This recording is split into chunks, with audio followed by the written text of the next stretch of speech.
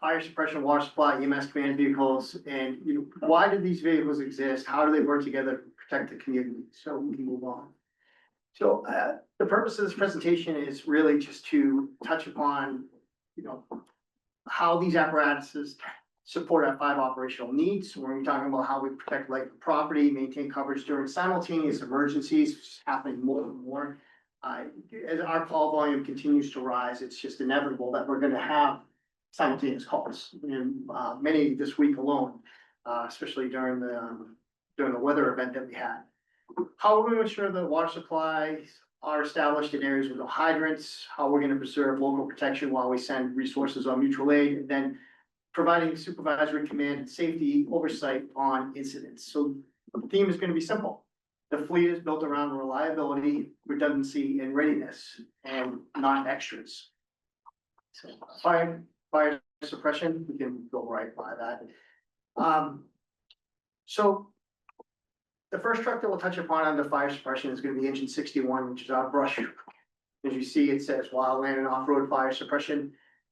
This truck is designed for rapid response to brush and woodland fires, wildland fires, off-road emergencies, incidents, and conservation areas. We have a significant amount of forested and, wildland and urban interface. We have a lot of homes that are built right up against open space. So when conditions are dry, when the wildfire risk increases, a full-size engine, we cannot get a full-size engine into a lot of the areas that we need to be able to get into to put these fires out. So this is where this truck is critical for deployment. So a full-size engine crew, a full-size engine is not going to reach the terrain where this truck can. So the goal is to get early intervention to limit the spread and protect nearby homes and structures. Truck 62, engine 62. This right here, this is our, aside from the ambulance, this is our next busiest truck in the fleet. It's our primary pump. It's our frontline primary pump. Built for structural firefighting. This goes to structure fires, it goes to fire alarms, motor vehicle accidents, and supports rescue efforts. The NFPA is pretty specific as to what a type of equipment needs to be on an engine to have it rated as a Class A pumper, according to, NFPA, FEMA guidelines, all of that. This truck goes a little bit above and beyond this because we have the highway. We don't have a rescue truck. There's some places where this truck would just be considered a squad. This is our do everything truck. It carries the jaws of life. It carries our rescue struts. It carries 1,000 gallons of water. I can't even tell you how many hundreds of feet of hose line that this carries. This truck is ready, again, as I said, for all of those events. This truck, every time the ambulance goes, this truck goes, and then sometimes above and beyond. I believe this truck had the engine itself, engine calls were up in excess of 900 engine calls last year. In comparison, the ambulance had it was 600 medical calls. So when the CO alarms are going off, someone says they smell natural gas, this is the piece that's going to go. 63. So 63 is our reserve engine. 2 essential functions for this engine.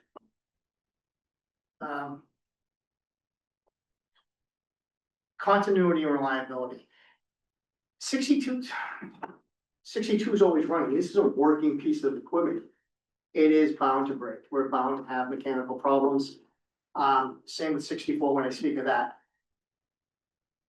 The way that these trucks work in conjunction, especially during a fire, it's critical that we have 2 pumps. And if one is down, we're in big trouble. We cannot always rely on mutual aid. Mutual aid is not coming guaranteed, not coming from the closest communities guaranteed. Because just as much as we're busy all the time, these other communities are equally, if not more busy than we are.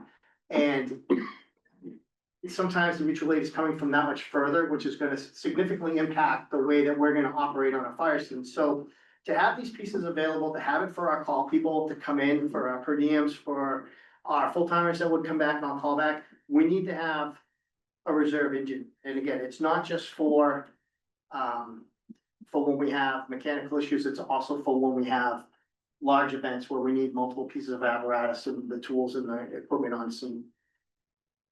We can move on to the 64. It's a secondary pumper, water supply, incident support. two essential functions for this as well. And we're gonna be able to support simultaneous large scale incidents. We've had incidents where we've had the engines up on the highway at an accident, people have come back in for callback, and then we have the simultaneous medical. So the crews have the engine where they're able to go, same equipment as the primary piece, go to that medical, help the people. Fortunately, sometimes, we're waiting for a mutual aid ambulance, but we're able to handle those simultaneous calls. Also, when we do have a fire, this is where this truck is critical to us. We don't have hydrants anywhere. I know that we've kind of beat that up, and it's, hopefully people are starting to understand that we're very limited in the amount of hydrants that we have in town. It's just to the west side, and they're new.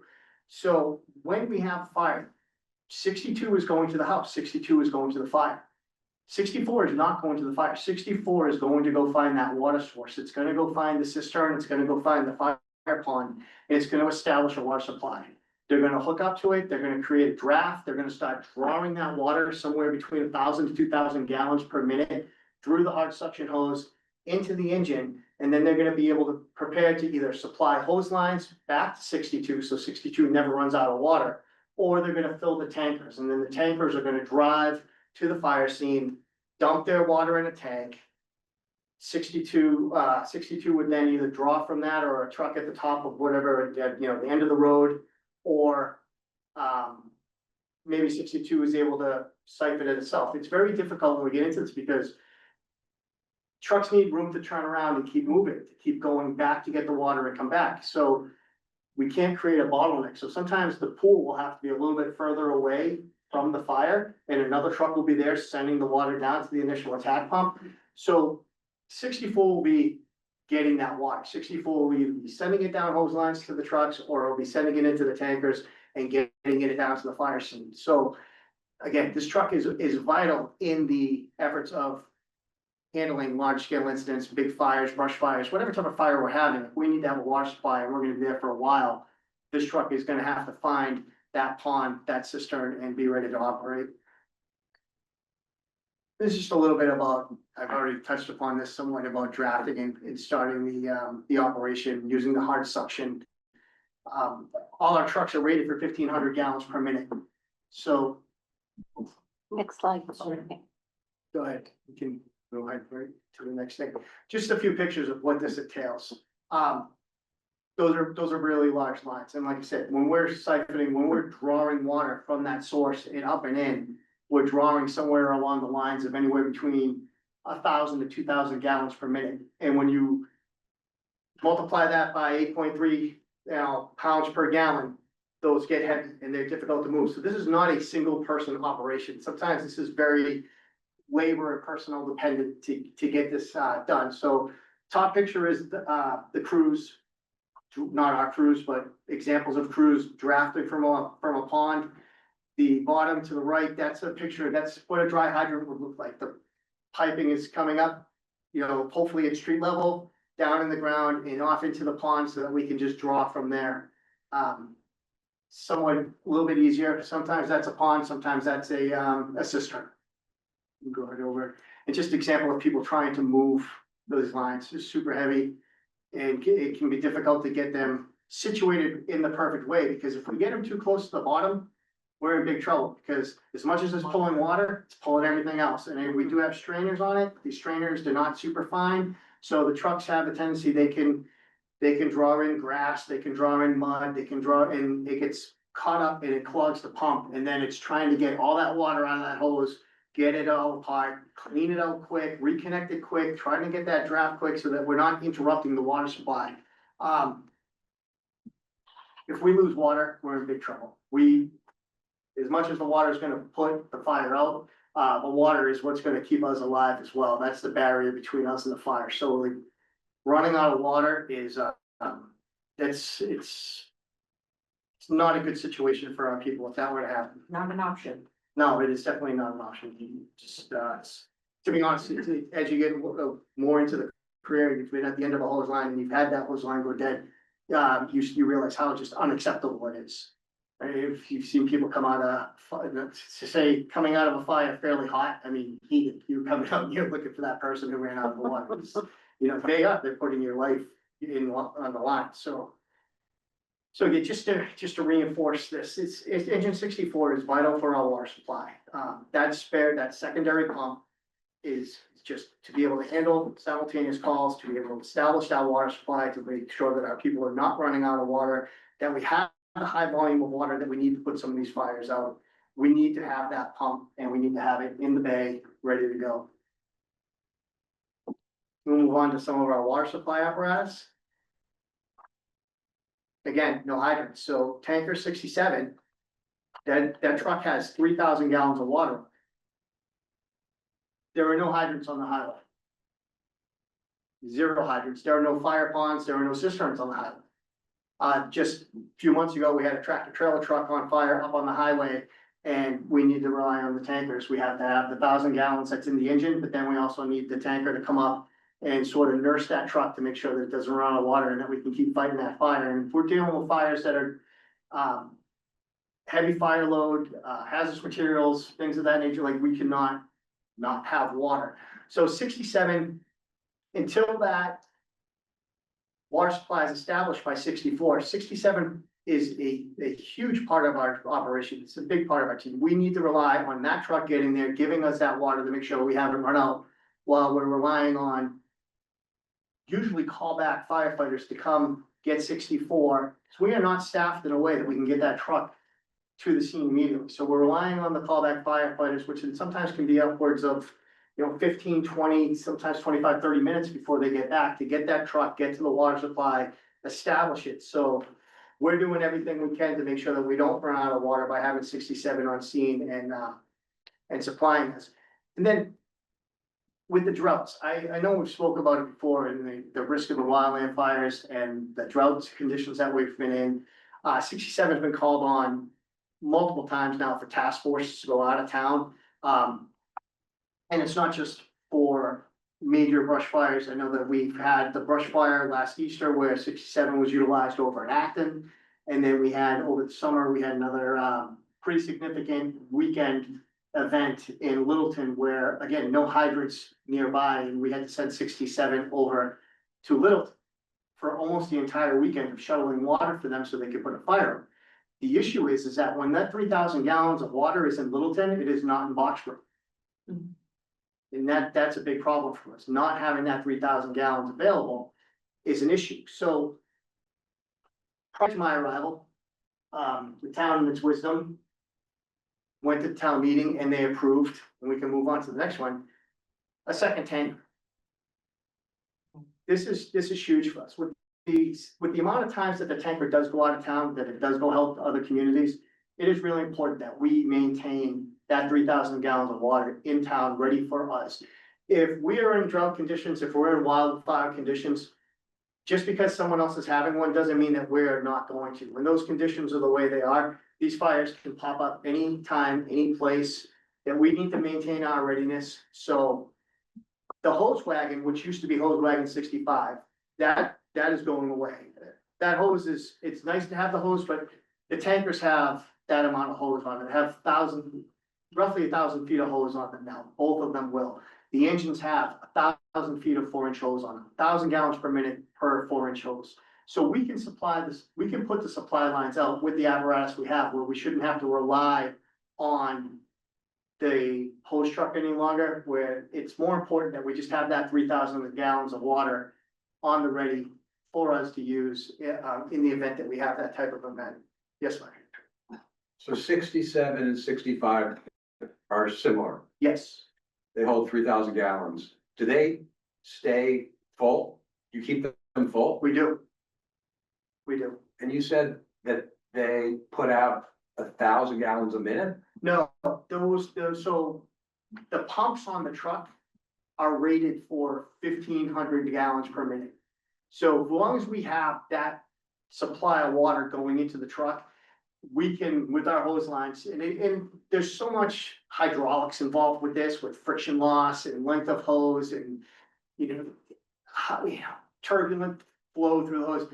In theory, we should be able to flow from one pump 1,500 gallons per minute. Those 67 and 65 will have 3,000 gallons of water each. So in theory, if we had every line off of our pump and we were flowing all 1,500 gallons, that, yeah, we could supply that truck for 2 minutes with the 3,000 gallons that we have. That is very rare. Usually we'll have, 2, maybe 3 hose lines out, 150 gallons per minute, per a couple. The 2.5-inch line is gonna flow approximately 300 gallons per minute. So at the most, at one time, we could possibly have somewhere around 500 gallons per minute flowing through hand lines. If we were in an operation where we had to use what we call a master stream, which is our deck gun, then we could be flowing anywhere from 500 to 1,000 gallons per minute for large streams of water to get, very large volumes of fire. When you think of the Leverett House, think about how big of a fire that was. That's a master stream fire where we're trying to flow, 1,000 gallons per minute out of the deck gun at the fire. And is the reason, that you need them to be inside is because they're holding water That's correct. and they don't have a heat source? They don't. They, some of the older trucks, the diesel blocks would have to be plugged in for Right. block heaters for the Right. engines, but that's not gonna keep those, so. The pump is wet, the piping, all of that water is in the piping, in the pump, in the tank. Yes, we have to reduce the risk of that water freezing because it's just, once it freezes and expands, it's gonna crack the piping and it's gonna be very But costly. the repairs. previous one's 64, it's a pumper. That Yes, doesn't hold water. it does, it holds 1,000 gallons, I see. yes. Every single one of our pumps holds 1,000 gallons of water. Our tankers each hold 3,000 gallons of water. So we have, right now, we have 6,000 gallons of water sitting in the station, which will go up to the 9,000 gallons of water once we have the second, tanker delivered. Which I understand it's in New Hampshire right now, having the final graphics put on. So my last question is, what is the arbitrary reasoning why these are called 64 and 65 and 68? So it's interesting, I was gonna ask that. I figured it the was radio 65 system, trucks we had radio systems have come a very long way. Where a lot of communities now can have their own radio channel. Earlier on, when the radios weren't as strong, a lot of districts in a lot of areas use shared channels. So what they would do is they would, we would be 60s. Stowe, I believe, was in the 70s, and so on, so that when the dispatcher would hear the truck number, they would hear 60, they would have 60s, that's my community, I need to answer it, versus if they heard someone talking, hey, truck 70 to fire alarm, oh, that's Stowe, that's not us, right? So that's why, so it goes way back to when there was a shared radio system amongst the local communities. And it's just from tradition, the numbers have stuck. Other places have let it go, they've gone to engine 1, 2, and 3. We've maintained the history of the I knew that'd be a good reason. running the trucks in the system. Don't change. Yeah, That's from Change is really forever. keeping the history. I thought it meant that we've had 65 different trucks since Oh, gosh, 1900. no, we can move on. I understand why we have the second tanker. And then we're soon, we have the one, and hopefully by July, fingers crossed that the second ambulance gets delivered on time. We'll have the ability to do 2 basic life support emergency transport ambulances.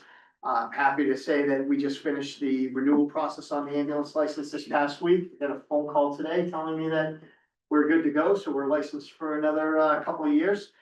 Our ambulance is staffed and equipped, as it says, emergency assessment and stabilization, CPR, AED use. We can do oxygen therapy. We have increased our airway management. Before, we're allowed to not intubate, but we have new airways. They're called supraglottic airways. We have these new tubes that we're allowed to put down into people's mouths and down their throats that then they inflate and they provide a more secure, more stable airway for someone who is unresponsive. So it's gonna it's gonna help us deliver oxygen to these people to make sure that we're oxygenating the blood, oxygenating their brain, and giving them a better chance for survival. So we're really excited about that increase in our service. It was a big step. It was a lot of work through our ALS partners with Pro and with our medical direction out of Emerson Hospital. And I gotta tip my hat is off to our crews for the amount of training and for the amount of education that they had to go through and work through to get everyone comfortable with us instituting that into our program. So that was a big step for us this past year. We're also equipped for bleeding control and trauma care, and then safe patient transport to the hospital, which is the key, right? That's we're not getting to the hospital, we're not doing our job, so absolutely need to be able to do that safe. And then ALS, as I said before, Pro, Littleton, Acton are three major partners in that. So why two are necessary? Again, we're just getting busier. It's the amount of simultaneous calls is. I feel like we're having multiple per week, and it's unfortunate right now. A lot of times when they're going out, the only person who's left for that second call lately has been myself. So it's been interesting to be going on medical calls alone and waiting for those mutual aid ambulances to show up. Versus when we have that second ambulance come in and a callback goes out, that we will hopefully be getting that second ambulance quicker with our own people, and we'll be able, or to Monday through Friday, when we're staffed differently, when we're staffed a little bit heavier, potentially being able to handle that with the crews that we already have on scene. So that will be a very big help to us.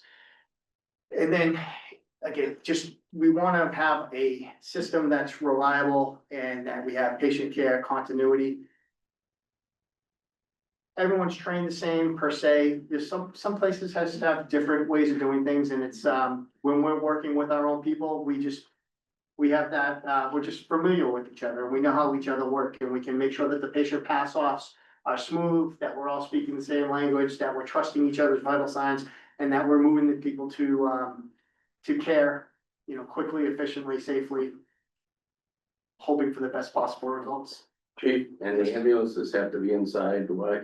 So we carry a lot of medication on those ambulances, and the medications have to be temperature regulated. A lot of the material, sterile water in the trucks, different things that are in the truck that are temperature regulated. So we can't have our epinephrine freezing or anything like that. So we want to make sure that they're indoors, in the right temperature, ready to respond when called upon. You said you had over 600 last year? Roughly 600, just around, just give me a plus or minus 10 there, around 600 medical calls. And then we have our command staff vehicles. We have car 1 and 2. That'd be the vehicle that I drive and that the captain drives. We go to everything. I gave some examples of structure fire, serious medical incidents. I started in EMS. I like EMS. I'll go, I don't care if it's a serious medical or not. I go to medical calls. I gravitate toward medical calls. I like them a lot. Not that I like them, I feel bad for the people that are experiencing them, but I just prefer to go on. Motor vehicle accidents, hazardous conditions, hazardous materials calls, and any sort of large scale emergency. So when we're getting there, we're establishing command. We're gonna work towards making sure that the scene is being assessed. We'll get there, we'll do a 360-degree walk around of the structure if we have to, try to take in all sides so we can recognize what any and all hazards are around the building, trying to assess what type of building construction it is, where we need to put that first line, where we need to put our people, how we're gonna keep them safe on scene, and just coordinating the scene. It's, we're orchestrating organized chaos is what we're trying to do. So aside from that, we're also keeping accountability of our crews and the mutual aid crews that are coming in. We need to know who's there. We need to know who is working, who's working where, how many people are there. Things can go wrong very quickly. If no one's keeping track of who's where and when, it's tough to say if there were a major collapse or a major incident on the scene, an incident within the incident. We need to make sure that everyone's accountable for it after. We can't be hours later figuring out like, oh, nobody's seen that guy for a little bit, right? So it's really important that we are keeping accountability of the crews, safety, and then communication interoperability, making sure that people come, we're not, like I said, we're not all on the same channel anymore. So trying to make sure that people have the right frequencies, the right radios. Do we need to call for a communications truck to come in to make sure that everybody's on the same page so that we can all talk to each other when we're on the scene? This is mandated by an FPA. NFPA really is big on making sure that we have command and control of incidents when we're there. So Oftentimes, I'll come back, oftentimes the captain will come back. Even better when the both of us come back, because that's two sets of eyes. I could be command, or he could be, I don't, one of us can be command, everyone brings something different to the table, everyone has different experiences, right? So just because you're commanding, the chief. Captain Gray may have more experience in that type of call where I would say to him, well, listen, you've done this, you be command and I'll be your operations chief. And you run it and you call for the resources you need, or we could switch roles. So it's collaboration. And then car 3, so we haven't always had a car 3. Car 3 is gonna be new. We don't have a we don't have a officer in charge on every shift. The goal is to make sure that the officers that we do have, once the vehicle is made available, are bringing this back, and then they're, rotating and they're told if something's going on. I'm not, as much as I would like to be available 24/7, 365, I just can't be, and neither can Captain Gray, as much as we would like to be. So we're gonna need someone to fill that gap.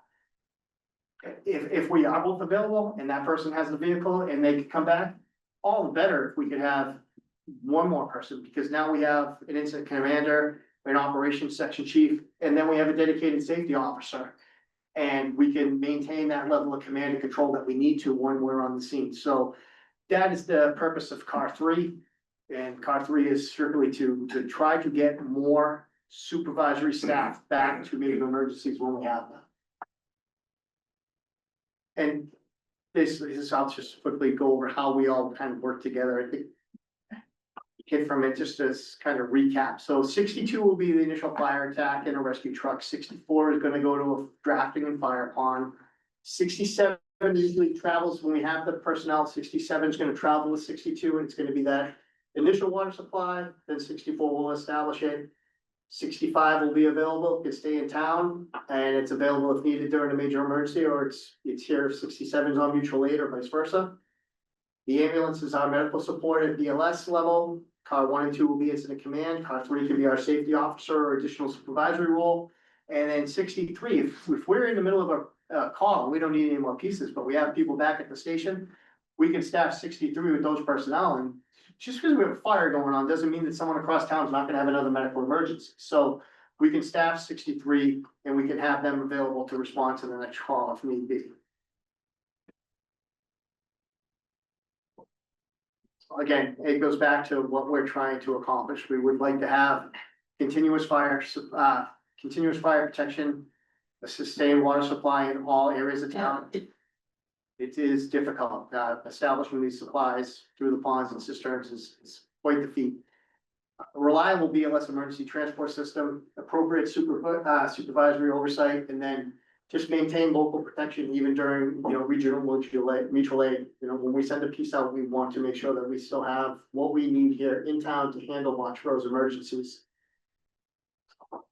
And every single one of these vehicles, they do serve a purpose. I know people think that we're flooded with vehicles, but when you see a major emergency, when you see one of our emergencies going down and you see how we put these to work and how people come back and get them and we organize the scene, it makes a lot more sense. And now it's a little, talking about it doesn't really do it its full justice, but, and together with all of them, like our major priorities, life safety, property protection, system reliability, operational safety, and then community resilience. If there's any questions, I don't know if you wanna. Yeah. Public, well, not just us, but if you wanted to open to Sure. public questions as well, Sure. I'll answer anybody.